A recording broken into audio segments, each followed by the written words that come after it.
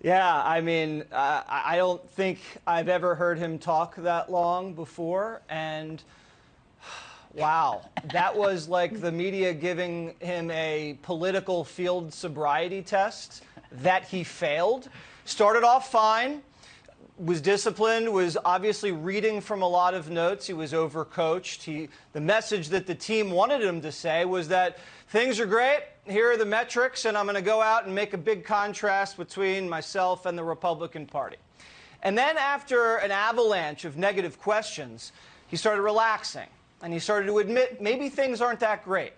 Maybe Americans are going to experience a lot of pain going forward with inflation. Maybe Putin's going to invade. He apologized to black Americans. I might have to break up, build back better. And that was the best part, because he was being honest. But then something set him off. One of the reporters asked him about why he was so incompetent. And that changed the entire dynamic. And then he got extremely defensive and pointed to Afghanistan as a barometer of competence. He said the 5G rollout was competent and everything was going great. And then he said these are the things that he's going to do differently. He's going to keep Kamala. He is going to listen to more academics.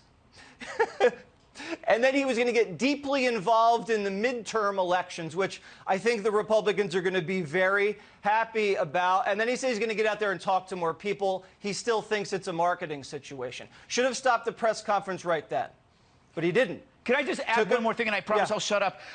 The person in Middle America doesn't care about the voting bill and didn't care about Russia. Those were the desires of an Ivy League reporter sitting in that room, pushing the myth of this voter suppression. There was nothing about crime. There was nothing about safer streets, good schools, good teachers, cheaper gas. It was all about voting rights in Russia. It showed a huge disconnect between the press and the American public. Yeah, I would agree with that. And then he kept going and started arguing.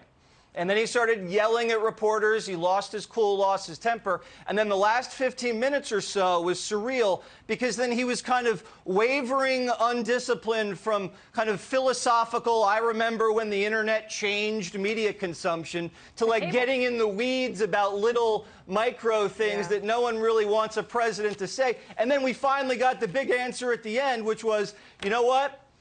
I forgot. I wasn't a senator. I'm actually a president, and I'm going to start acting more like a president.